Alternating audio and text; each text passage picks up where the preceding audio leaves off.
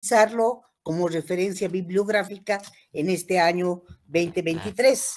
En sus ediciones actualizadas, esta edición que yo les he enviado es la 26 porque no, en la forma free o gratuita no se puede encontrar mayores ediciones más adelantadas. De todas formas, sé que ya están vendiendo la 27, la edición 27, y ustedes van a poder acceder en la puerta de la facultad o de medicina o en la puerta de la Facultad de Economía, que ya conocen ustedes el sitio. Bien, ¿qué es lo que vamos a hablar acerca de la materia de inmunología? La materia de inmunología ha de tener un curso teórico y práctico. Ha de ser un curso teórico práctico. Vamos a tener en teoría, en esta materia, que estudiar para dar 3 exámenes. Se los recuerdo porque en todos los encabezamientos de las materias generalmente les aviso esto, ¿no es cierto? La evaluación va a estar dada en base a 3 exámenes parciales. También va a estar dada a través de trabajos de investigación bibliográfica. En esta materia, generalmente en teoría, me gusta realizar que los alumnos estudiantes realicen un trabajo de monografía, principalmente que toque las enfermedades autoinmunes. Y obviamente quiero decirles que se califica muchísimo la participación en clases del estudiante.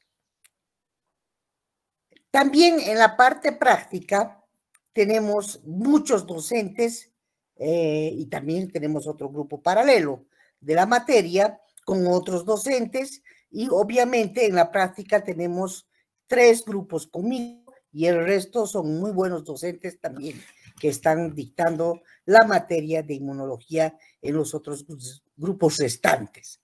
Yo me imagino que hasta el 22, como nos han dicho las autoridades, hasta el 21-22 de marzo ya vamos a tener la lista oficial del WebSIS de las clases prácticas para dar inicio. Por eso es que todavía no estamos dando inicio. Ayer nos han pasado este comunicado. ¿Qué cosas son importantes recomendarles el día de hoy, que es el día del inicio?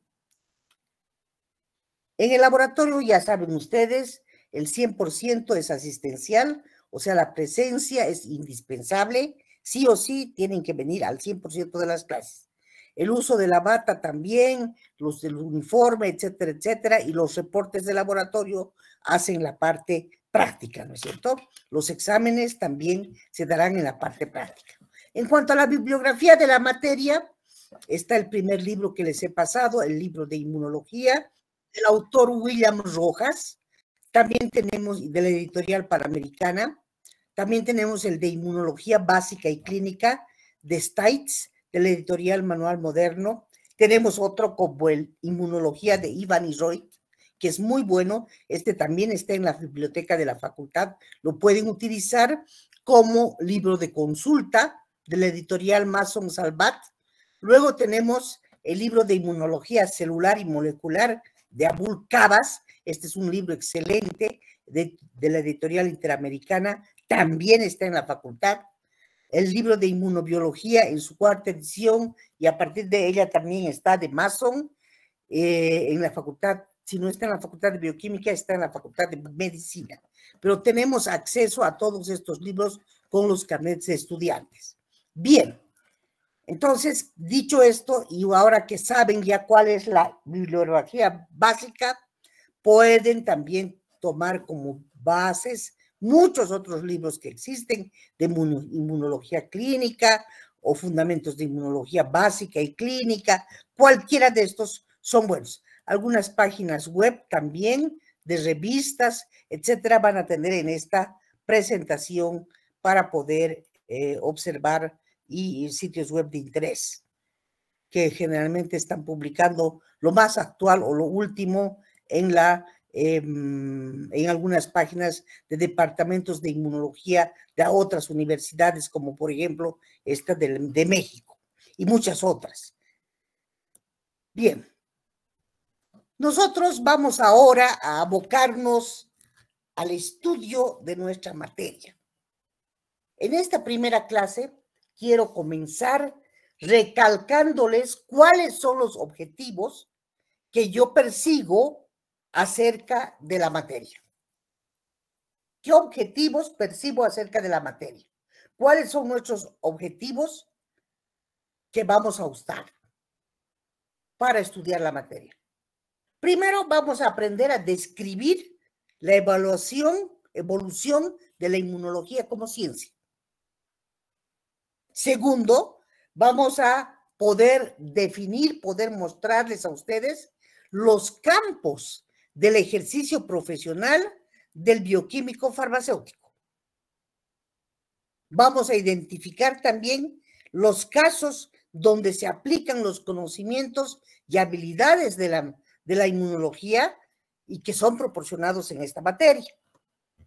Para esto hemos preparado un contenido temático desde donde vamos a ir definiendo lo que es la inmunología, cuáles han sido sus principales antecedentes históricos, qué relaciones tiene la inmunología con otras ciencias de la salud. Vamos a explicar el panorama actual, el futuro de las investigaciones inmunológicas en el campo de la salud. Por ello es que me permito decirles que vamos a comenzar a estudiar el estudio del sistema inmunológico. ¿Qué será el sistema inmunológico o qué estudia la inmunología? La inmunología estudia al sistema inmunológico, pero esa no es una definición. El sistema inmunológico se ubica generalmente en los órganos linfoides del ser humano. ¿Cuáles serán esos órganos linfoides que nosotros tenemos? Vamos a destacarlos. Por ejemplo, tenemos el timo, la médula ósea, el vaso, los ganglios linfáticos, los tejidos linfoides que son asociados a mucosas, como por ejemplo las amígdalas, las glándulas de Pierre, etcétera, etcétera.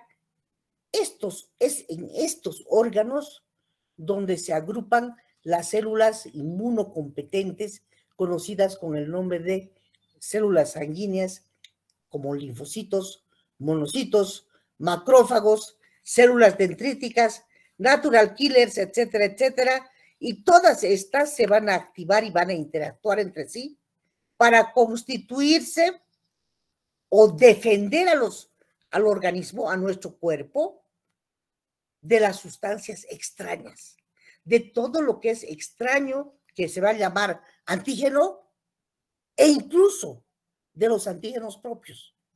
Porque hoy en día, cuando el cuerpo humano se cansa, envejece, las células envejecen, también pueden producir autoantígenos y dar lugar a las enfermedades autoinmunes. Entonces, en esos casos, también nos tiene que defender el sistema inmune.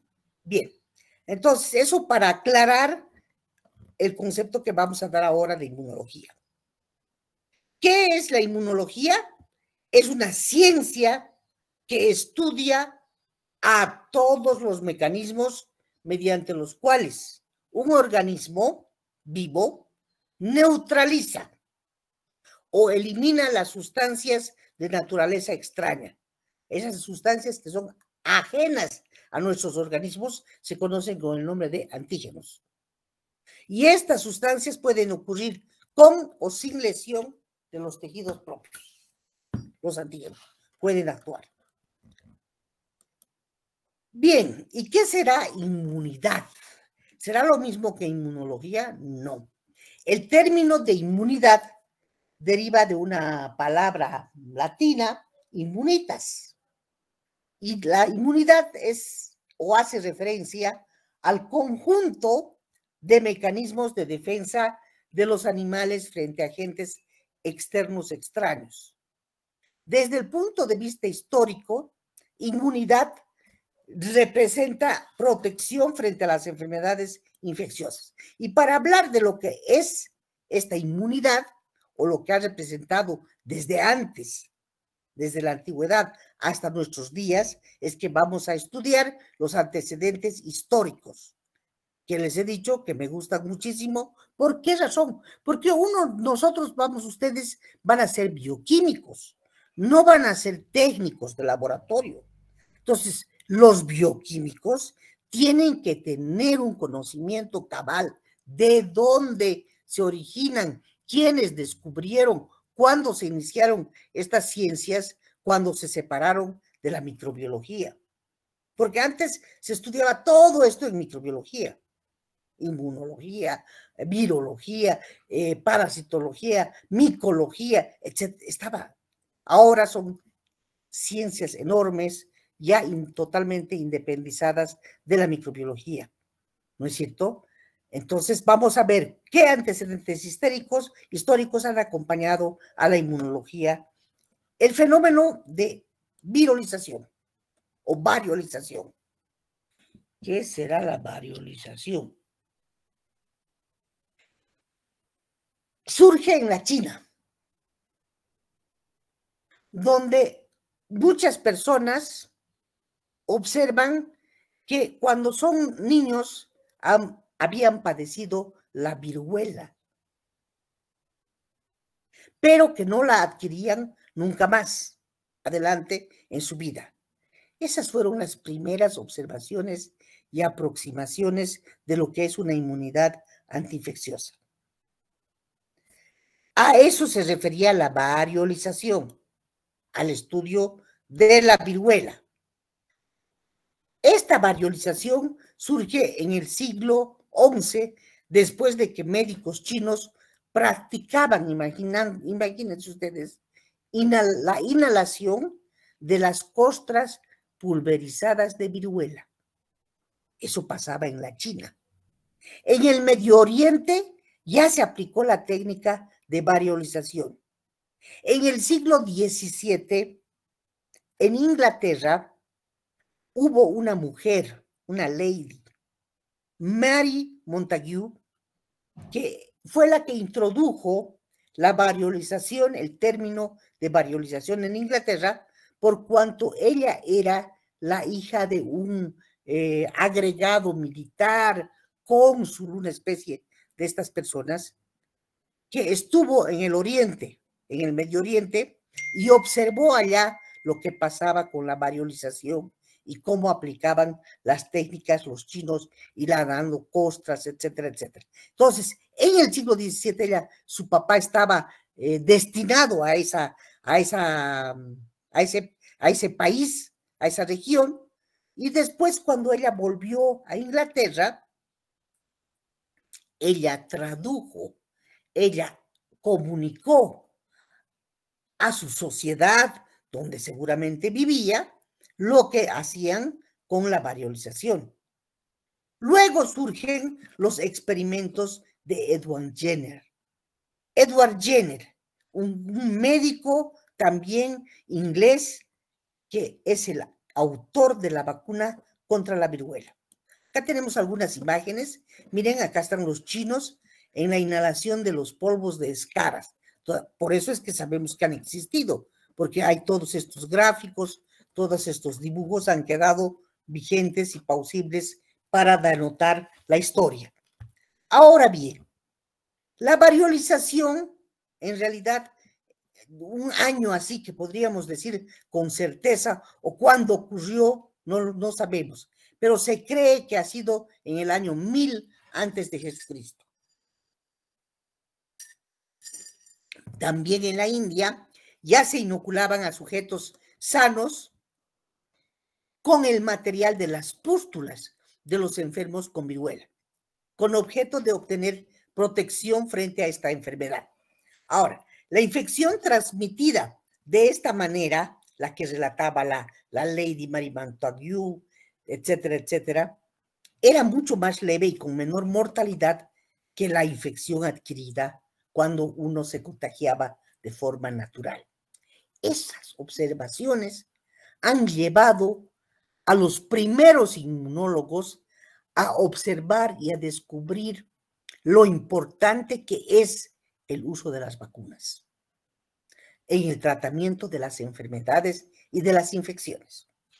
Por ello, vamos a seguir hablando de la variolización, porque ha sido un hecho increíblemente grande que desde la India, desde la China, del oeste asiático, ha llegado al África, inclusive en el siglo XVIII a Europa y América, incluso ya en la década de los 60, de los años 60 del siglo pasado o del presente, se aplicaba la variolización en Etiopía, en otras zonas de África Oriental, en Afganistán, en Pakistán, los enfermos que enfermaban de viruela y que se les hacía costras y pústulas, estas costras, estas pústulas, eran raspadas en la piel de otros pacientes, de otras personas, para evitar que les diera tan fuerte y que los condujera a la muerte.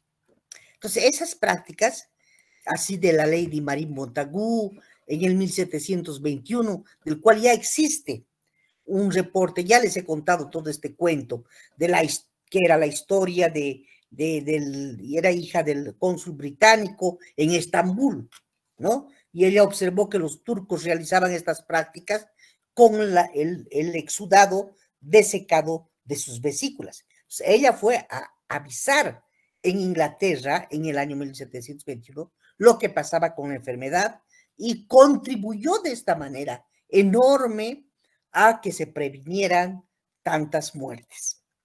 Ahora bien, cuando ella regresó a Inglaterra, décadas antes del descubrimiento de la vacuna antivariólica por Jenner, por si acaso antivariólica significa en contra de la viruela. ¿Quién fue Jenner? Jenner fue el padre de la inmunología. ¿Por qué? Porque hacía aplicar suero que tomaban de las úlceras de los enfermos de viruela, en una pequeña, hacía un pequeño cortecito en la piel para adquirir inmunidad contra esta afección.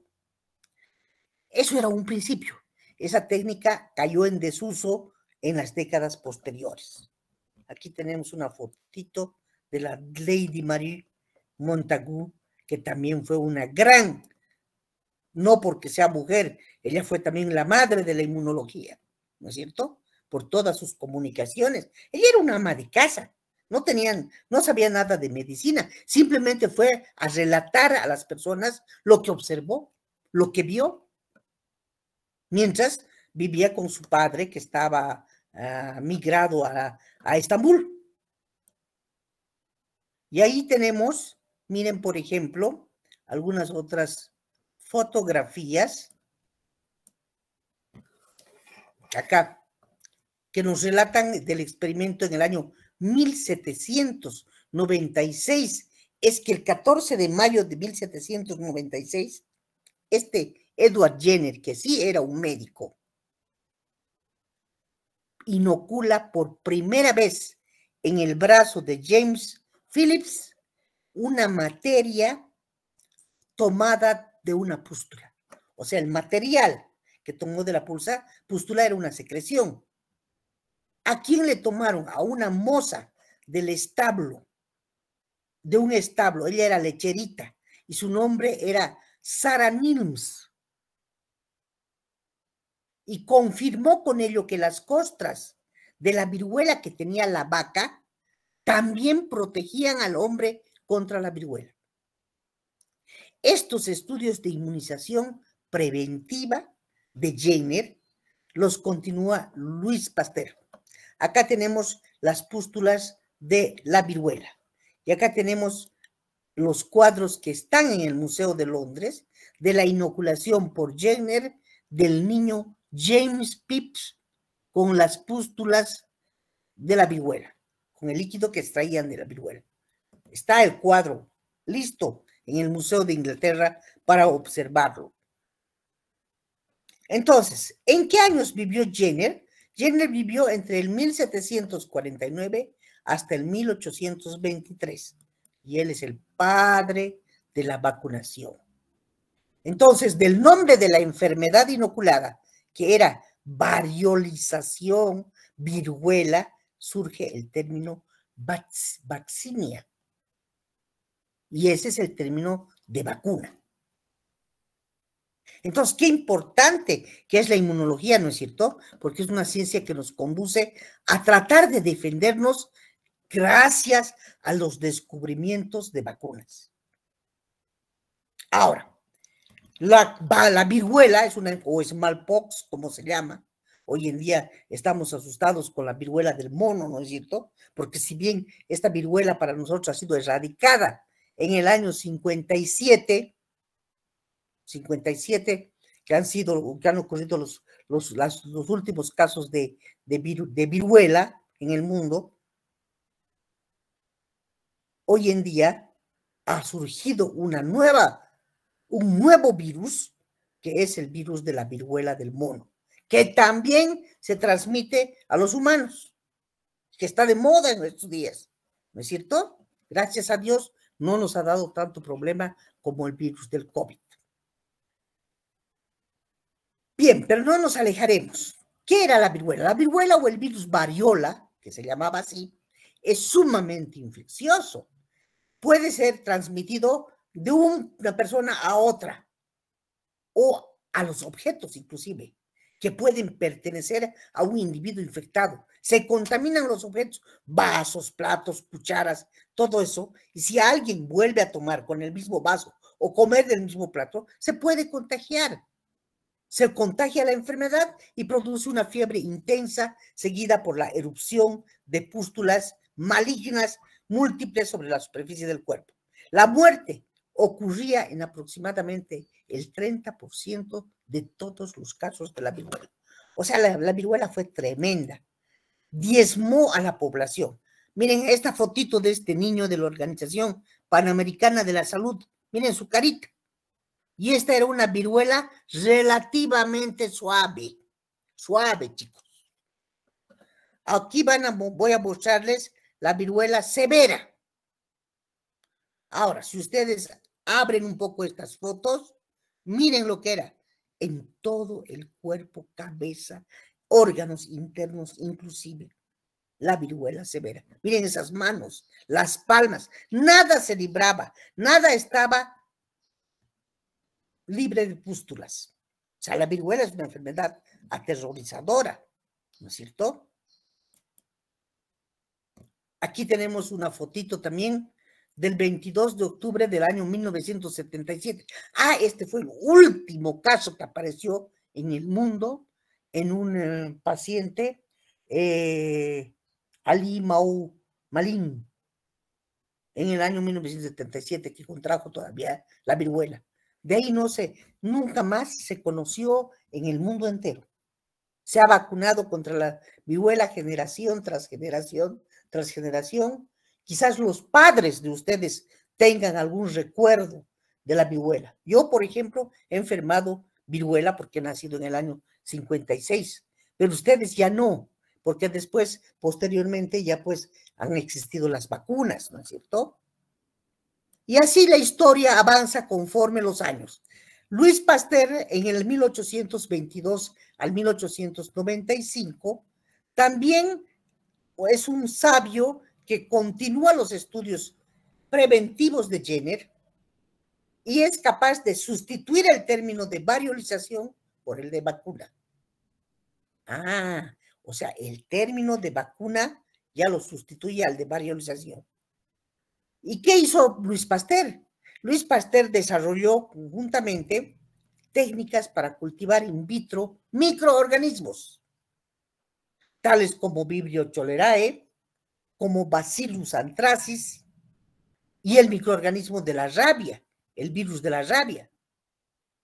De todos ellos, de esos microorganismos, organizó vacunas atenuadas, donde los agentes patógenos ya no estaban con toda su potencialidad de matar, sino que estaban disminuida su patogenicidad, para que sirvan como vacunas, las vacunas atenuadas. Esa fue la gran contribución que hizo Pasteur. Los microorganismos se atenuaban ¿con qué técnicas? Con el calor, con cultivos prolongados, haciendo muchos pases de un medio de cultivo a otro, al ser inoculados también en animales de experimentación, se hacían resistentes a las enfermedades. Y ahí surgieron las vacunas contra la rabia en el 1885. Imagínense si no hubiera vacuna contra la rabia. Esta enfermedad está vigente, es una zoonosis, está vigente hasta nuestros días. En el año 1885 se recuerda que un sabio, un investigador, Meister, Joseph Meister, se fue mordido por un perro rabioso y preparó una vacuna con cordones secos de la médula espinal. Entonces, se considera que la época de Pasteur fue la época de oro de la inmunología, con el advenimiento de las vacunas. Ahí tienen una foto también del Museo de Londres, de Louis Pasteur en su laboratorio. Qué maravilla, ¿no? Qué linda es la historia. Y acá una foto de los diarios de la época, donde este gran médico que vivió entre el año 1822 al 1895 ya era considerado como bacteriólogo, inmunólogo, todo eso, y fue relatando a través del tiempo todos sus experimentos, Louis Pasteur, ¿no? Miren, toda esa maravilla. Son fotos de los, fotografías de los primeros tiempos de Louis Pasteur. Luego vinieron a otros sabios como Koch, del que hemos hablado también ayer un poquito en la introducción a la bacteriología, que no la hemos concluido. Robert Koch, el que descubrió el agente causal contra la tuberculosis, Mycobacterium tuberculosis, Roberto Koch. Robert Koch, en el año ya 1880, ha estudiado por eso la etiología, la causa de algunas de las enfermedades bacterianas. No se asuste, recién son las 8.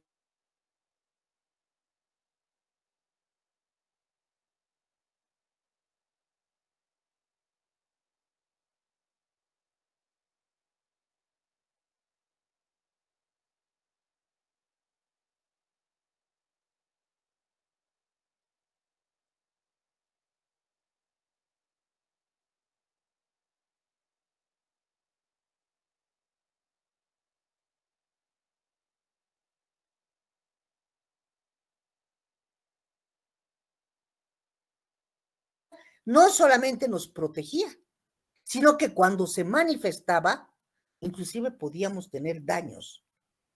Y es así. Si ustedes, por ejemplo, a ver, vamos a hacer un poquito de espacio para que algunos de ustedes me contesten un poquitito, algo para hacer más entretenida un poco la clase. A ver, díganme ustedes, cuando les han administrado las vacunas para el COVID,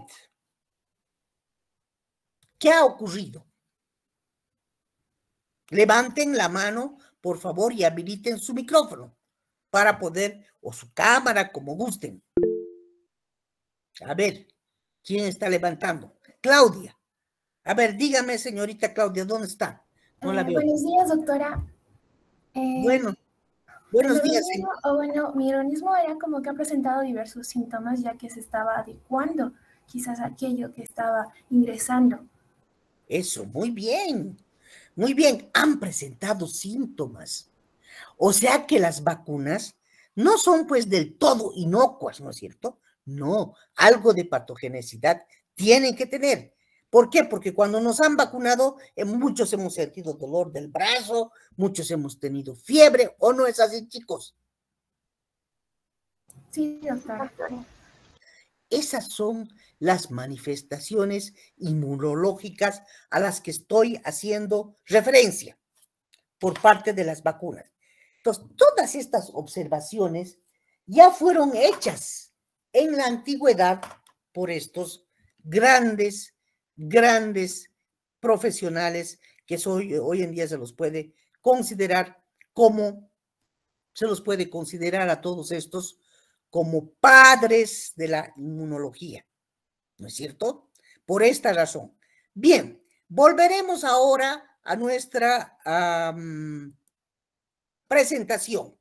Entonces, este fenómeno que hacía sospechar que la inmunología no solo protege, sino que cuando se manifiesta, como por la acción de una vacuna, inclusive puede llegar a ocurrir una lesión en la piel, a muchos se les hace una herida, etcétera, etcétera, ¿no es cierto? Cuando nos administran las vacunas. Y lo que viene después, ya del 1800, en el año 1888, surgen algunos investigadores como Roux y Yersin, que descubren las toxinas diftéricas y tetánicas. En el año 1890, von Behring y Kitasato hablan de las antitoxinas. El Bucher descubre una sustancia llamada alexina. No es como la Alexia de estos tiempos, ¿no? Pero miren, casi le han dado con el nombre, ¿no? Yo el otro día, uno de mis nietos me dice, ay, no sabes lo feliz que estoy, Yayita, porque me dice Yayita por el cariño de abuela, no me dice abuelita, sino me dice Yayita, me he podido comprar mi Alexia. ¿Qué cosa? Le digo yo, mi Alexia. Ah, yo ya sabía lo que era la Alexia, ¿no? Porque hay que estar al día, hay que estar in hoy en día. Entonces le digo, y Alexia, y me puse a pensar en el nombre y lo relacioné justamente con la alexina. ¿Qué era la alexina que descubrió Bucher en esos años del 1890? Hoy en día, esa alexina que le pusieron de nombre era el sistema del complemento. Y el sistema del complemento es un aparato tal en inmunología que está metido en todo. Entonces yo creo que a esta le han puesto, a esta camarita que es la Alexia, o a este aparatito le han puesto ese nombre de alexina o alexia, justamente porque la han encontrado similar al complemento. Porque el complemento ayuda a la reacción antígeno-anticuerpo, ayuda a esto, ayuda a que no se inflame, ayuda en todo. Y las alexias están creadas para ayudar, ¿no es cierto? Se les dice, Alexia, enciende la luz. Hoy en día tenemos esas cosas. Aunque estemos lejos de mi casa o de mi departamento de la calle Bolívar. Yo le ordeno a través de mi teléfono o de mi Alexia. Y ella la enciende la luz. Apaga la luz. Coloca boleros de la década de los 80. Y ella coloca. Esas maravillas tecnológicas tenemos hoy en día. Pero miren el nombre que le habían buscado al aparatito este. Y la primera vez que encontraron al sistema del complemento, Bucher encontró, lo llamó alexina. Ya después vamos a estudiar este año qué es el sistema del complemento y dónde no está metido. Vamos a observar que está metido en todo. Posteriormente a estos vino el Vidal. Vidal, en el año 1896, ya diseñó una prueba inmunológica para diagnosticar la fiebre tifoidea. Luego vinieron Paul Ehrlich con su teoría humoral, ya se habló por primera vez de anticuerpos. Luego vino Elie Metchnikoff, que desarrolló ya una teoría celular. Ahí está Roux. Aquí, si no me equivoco, este es Alexander Yeltsin. Todos estos individuos hoy en día, muchos de ellos, Kitasatos, etcétera, etcétera, los conocemos gracias a que han puesto sus nombres a los matraces, ¿no? Bien.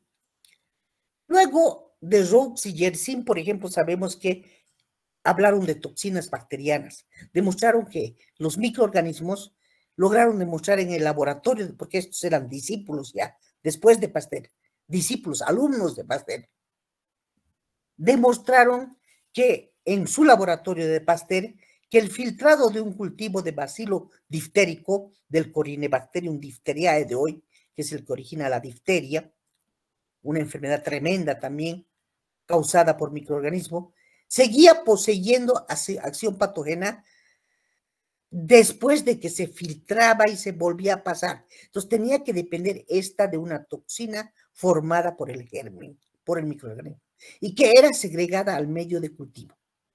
Cabía esperar que esta reacción de defensa pudiera producir inmunidad, y esta se podía comunicar a otros animales mediante la inyección de suero de los que ya estaban previamente inmunizados. Y entonces estos fueron los autores de la inmunidad pasiva. Aquí encontramos un hecho fundamental en la constitución de la inmunoterapia en inmunología. Hoy en día tenemos un docente en la facultad, nuestro querido doctor Lucio González, que tiene que acudir a un hecho fundamental de inmunización, de utilización de la inmunoterapia. Lo van a curar con procedimientos inmunológicos y eso cuesta muchísimo dinero. Se han debido enterar ustedes, ¿no? Él es un docente de 5º año, él da microbiología industrial o microbiología de alimentos, también creo que da Lucio. Bien, simplemente les relato cosas para que guarden un poquito en su memoria, en su cabeza. Y esta vez les aviso que al primer parcial voy a preguntar este tema. A ver, ¿quiénes pueden darle una leída? Porque ya les he dicho, esto es cultura general. Aquí tenemos von Behring, miren, 1854 al 1917, este era muy amigo de Kitasato. Hablaron de antitoxinas, demostraron que Fraikel y Behring, con la colaboración inicial de Kitasato, miren, en honor a estos investigadores, a estos alumnos del Pasteur, era que se llaman hasta los matraces, ¿no? Hoy en día, hasta nuestros días. Todos estos, ¿qué hacían? Realizaban experimentos inyectando dosis no letales, dosis que no mataban, de toxinas tetánicas. Por ejemplo, la vacuna para el tétanos fue descubierta por estos. Y esto nos llevó a descubrir que en el suero de estos animales la presencia de algo que neutralizaba a la toxina. Por eso es que gracias a todos estos descubrimientos primarios es que hoy en día contamos con vacunas. Así se descubrieron las antitoxinas por von Behring y Kitasato, luego investigaron la naturaleza de la inmunidad y en muy pocos años ya empezaron a vacunar pasivamente contra la difteria y contra muchas enfermedades. Y la práctica médica adquirió un papel crítico en la prevención del tétanos durante la Primera Guerra Mundial. Porque imagínense, con los balazos, los etcétera, etcétera, los cuchillazos y todo eso, lo primero que enfermaban pues los soldados y morían en las guerras eran de tétanos, ¿no es cierto? Después de eso, es que recién comienzan a prevenir el tétanos durante la Primera Guerra Mundial. Miren cómo ha ayudado la inmunología al desarrollo de la historia, inclusive. Ahí hablamos de la antitoxina diftérica, que ya conocen ustedes. Ahí está Paul Ehrlich, que propuso que algunas células son capaces de formar anticuerpos, que es lo que nos interesa ahora, ¿no?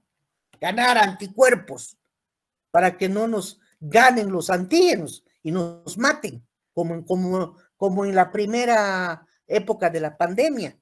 Nosotros que hemos vivido de cerca una pandemia, tenemos que contar. Seguramente ustedes a sus hijos, ¿no es cierto lo que ha sido? Cuando no había vacunas, cómo se moría la gente con el COVID. Lo han visto, lo han experimentado, han sufrido pérdidas en sus familias, etcétera, etcétera. Saben que es un microorganismo con el que no se juega. Y no solo es ese, son todos. Y así siempre han ocurrido las pandemias. Entonces, ¿Por qué? Porque al unirse el receptor con el antígeno, provoca la formación de nuevas cadenas laterales y entonces se libera en forma de anticuerpos. Entonces, esos son los anticuerpos que queremos adquirir con las vacunas para enfrentarnos a la enfermedad cuando nos toque contagiarlos y poder tener anticuerpos para no morir, ¿no es cierto? Bien. Luego de todo esto, de este estudio, hubo el estudio de Mechnikov, del ruso, porque los rusos estuvieron callados nomás, pero Mechnikov realizó descubrimientos básicos también para el desarrollo de la inmunología moderna. Describió el desarrollo de la fagocitosis y formuló la teoría que lleva su nombre, algo importantísimo, según lo cual una bacteria, cuando una bacteria ataca a un cuerpo humano, a un organismo, los leucocitos mononucleados y los polinucleados se transforman en fagocitos protectores y van en contra de la bacteria para fagocitarla. O sea, el primero que reacciona cuando ingresa un microorganismo, penetra por la piel un microorganismo o por cualquier vía de entrada, son las células sanguíneas, porque son capaces de fagocitar. Imagínense qué contribuciones tan maravillosas.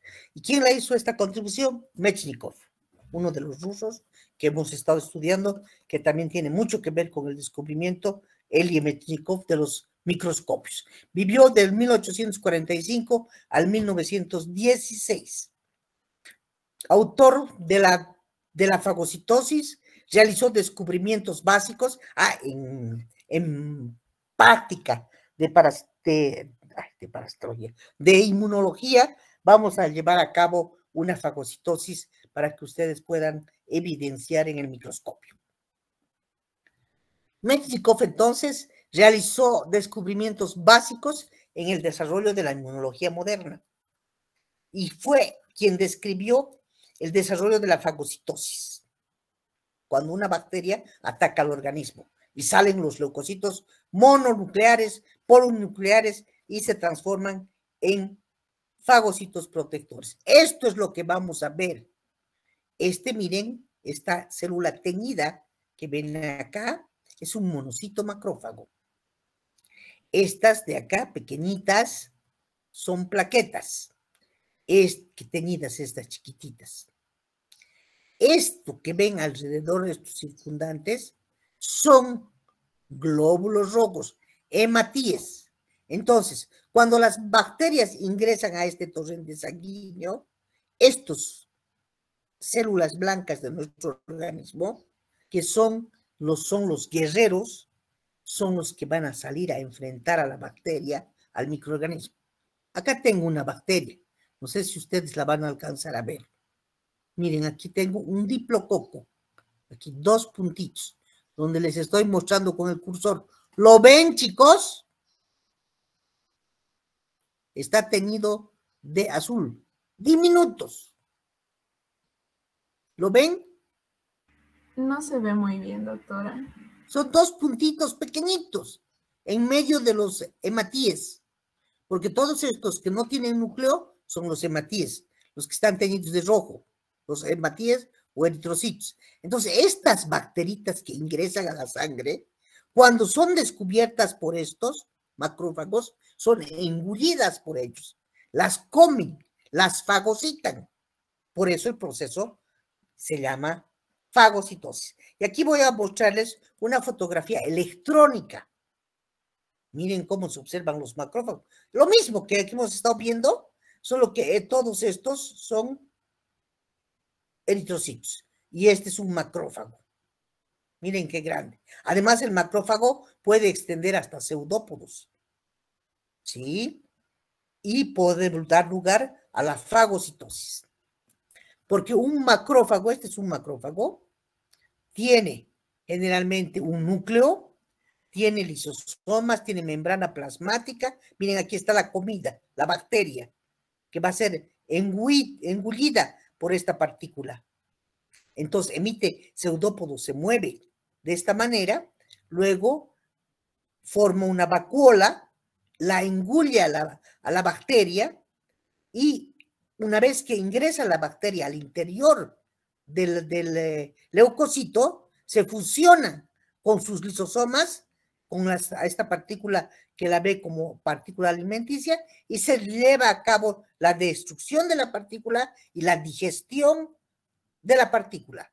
Y a esto se llama fagocitosis. De esa manera es que se produce la fagocitosis. Si no, porque a cada rato pues ingresan partículas contaminantes a nuestro organismo. Estaríamos ya muertos hace muchos años si nuestras células blancas no nos defenderían, ¿no? Claro que hay ahora enfermedades en las que las células blancas ya no quieren trabajar, como por ejemplo el SIDA. Han debido escuchar ustedes, ¿no es cierto? Hay inmunodepresión. Ahora hay personas viejitas que no necesitan tener SIDA, sino que ya están inmunodeprimidas porque sus células están envejecidas. Pero no nos cambiaremos de tema. Seguiremos. Vamos con luego viene a todo esto la conciliación de las teorías celulares y humorales por Ehrlich y Mednikov. Y se ve que tanto tenía razón Ehrlich como Mednikov sobre su teoría, pues en un individuo los factores humorales y celulares presentan relación y dependencia muy estrecha. Entonces se sientan las bases sobre lo que es hoy en día la inmunidad humoral y la inmunidad de las células, de estas células que les estoy hablando. Y han conciliado todas estas teorías, muchos científicos, ahí vienen los experimentos de Douglas, de Wright, para conciliar estas teorías. Y en los años 50 ya se reconoce que los linfocitos, 1950, son las células responsables de los dos componentes, los linfocitos, de la inmunidad humoral y de la inmunidad celular. Estos son linfocitos, estos son monocitos. Aquí tenemos a Jules Bordet con el estudio del complemento, después de que el complemento por primera vez se bautizó como alexina, y que me hace tanta gracia ahora las alexias que son capaces de hacer todo, y el complemento también lo relaciono, ¿no? Porque el complemento es que por primera vez fue llamado alexia justamente, era también o es un mecanismo de defensa que sirve en todas partes como un primer sistema de diagnóstico para la detección de anticuerpos por la fijación del complemento. Es un sistema polimolecular. ¿Qué es el complemento? Es un sistema polimolecular proteico constituido por más de 30 proteínas que actúan en cadena. Pero ahora no vamos a hablar hoy día de esto. Todo un tema es el sistema del complemento. Simplemente lo estamos nombrando, ¿no? Entonces, estos complementos, la fijación de los complementos y todo esto ya fueron publicados por Wasserman con sus Bordet y Genju en sus experimentos en el área de inmunopatología. En nuestros días, a partir del año 1902, 1903, es que se inicia el área de inmunopatología. Y surge un fenómeno, la anafilaxia, producida por introducción en un animal de un suero de una especie distinta. Portier y Riquet son los autores de la anafilaxia, en el año 1903. ¿Qué será la anafilaxia? Encuentran que cuando se inocula sustancias que no son dañinas, se produce una reacción semejante a un shock en individuos. Y esto se denomina anafilaxia. Y se puede distinguir de los resultados que profilácticamente se pueden obtener también con el sistema inmune. Ahora, entonces surgen y dan lugar al estudio de las alergias.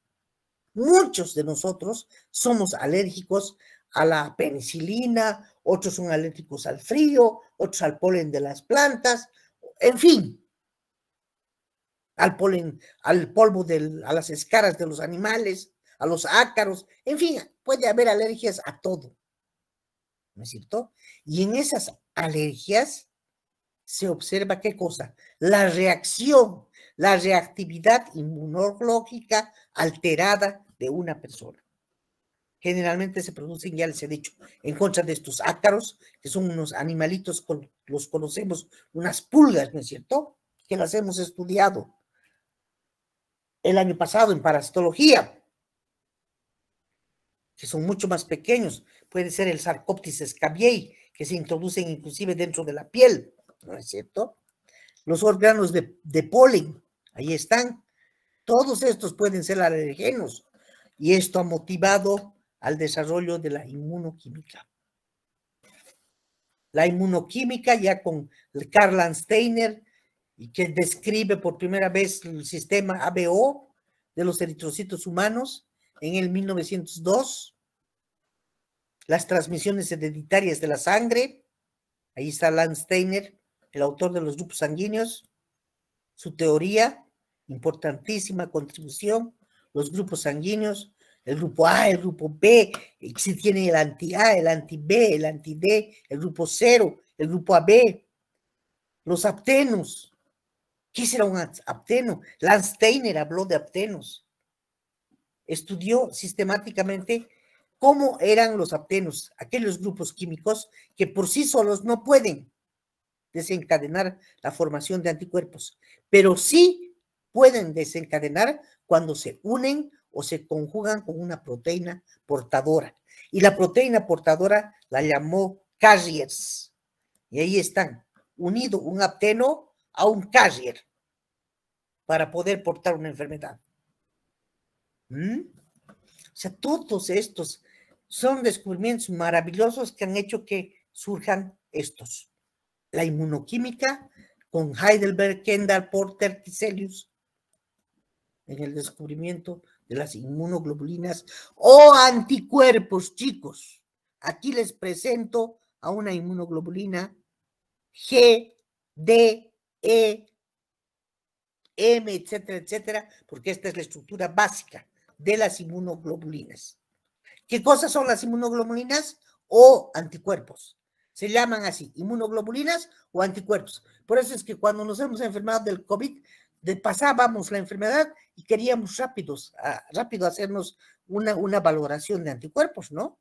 Ver cómo estaba mi IgG o mi IgM, porque indican, la IgM indica infección reciente y la IgG ya es una infección secundaria, quiere decir que ya ha pasado hace un mes, por lo menos, el COVID.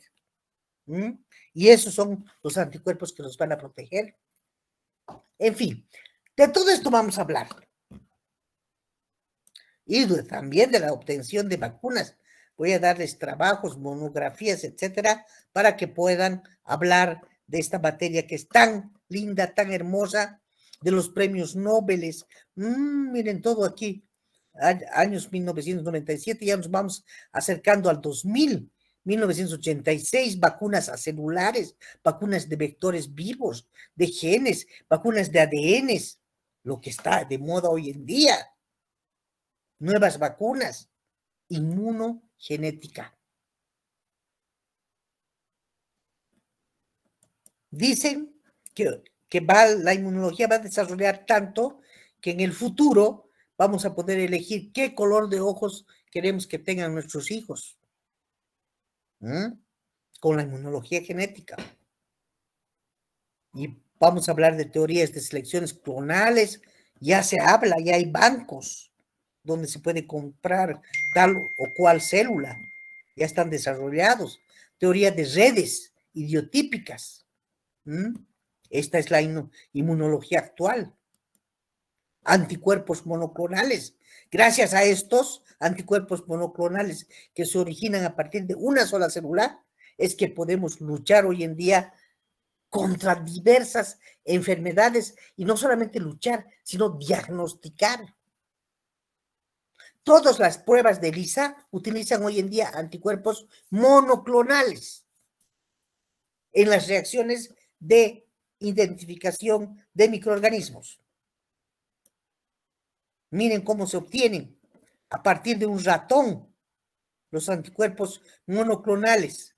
Se inyecta una sustancia extraña y el vaso del ratón comienza a producir linfocitos B activados con esta sustancia.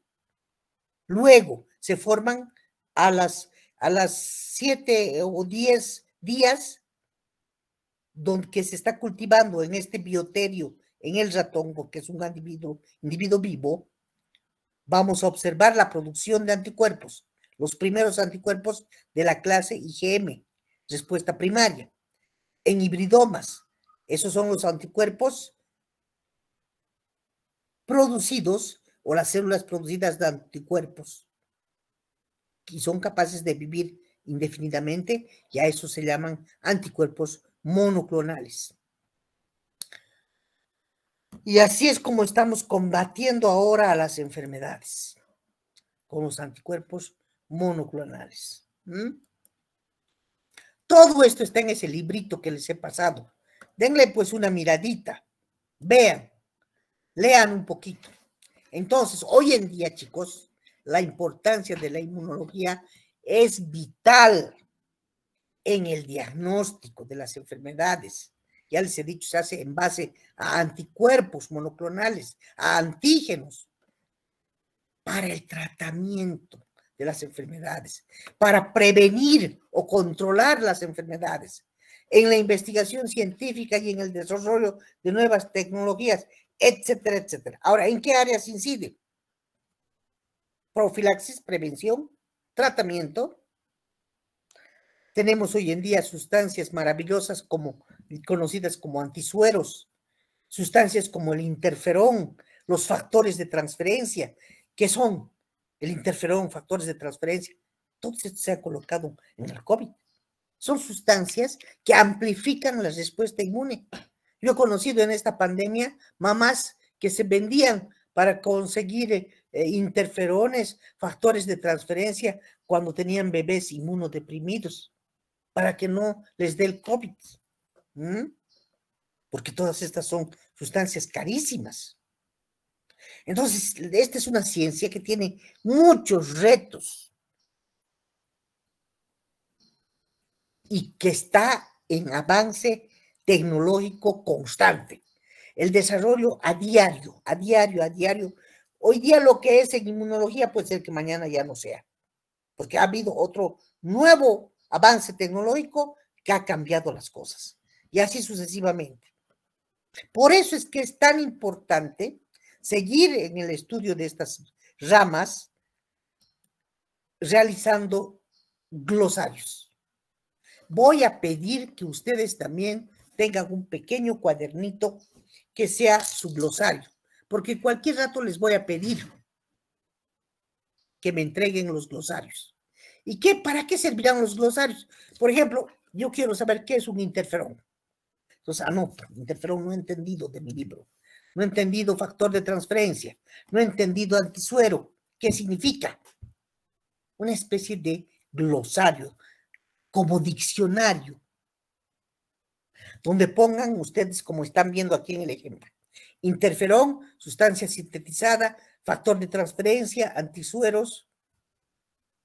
Y como tarea, voy a dejarles para la siguiente clase, voy a recoger en la práctica, porque ahí las prácticas van a ser presenciales, a mis alumnos, los que están en mis grupos, voy a recoger, o pueden venir a dejar, inclusive los que están en teoría, o con otro profesor, no hay problema,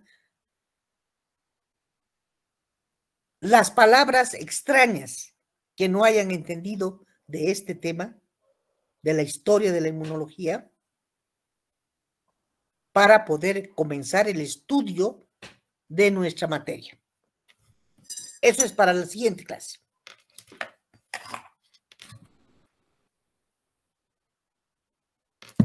Si tienen alguna duda, con eso hemos concluido. Doctora, una consulta. Entonces, ¿el glosario lo vamos a presentar bien o solo le vamos a mostrar el cuadernito? El cuadernito pueden traer el cuadernito, pero quiero ver que comiencen a hacer. Comiencen a leer. Tienen que buscar las palabras extrañas, todo lo que no entiendan del primer tema y anotar lo que se presenta. ¿Han entendido? Sí, Puede ser doctora. que algunas personas entiendan todo, entonces perfecto, pero hay otras que no van a entender, ¿no? Pero cuidado que cuando yo le pregunte no sepa. Entonces tendrá que tener su glosario. Tienen que tener en estas materias parasitología, micología,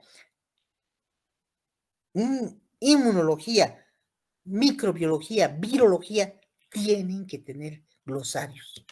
No saben cómo ayuda a estudiar. Es importante. Yo por lo menos voy a pedirles. Saben mis alumnos, los que han sido mis alumnos, que cualquier rato digo, a ver, glosarios. Por eso es que les digo que es en esos cuadernillitos chiquitos, esos que tienen 10, 20 hojitas, que los venden en las que ni siquiera cuestan nada, costarán 50 centavos, un peso, no sé. Ahí pueden tener sus glosarios siempre en sus mochilitas. Glosarios, de repente yo digo, a ver, glosarios de microbiología, y sacan rapidísimo. Y les pongo nota. Métodos de estudio, chicos. Tienen que tener glosarios. Bien, ¿alguna duda? ¿Alguna otra pregunta? A ver, Nayerli, que está levantando su mano. Habilites, dígame, señorita Nayerli. Buenos días, doctora.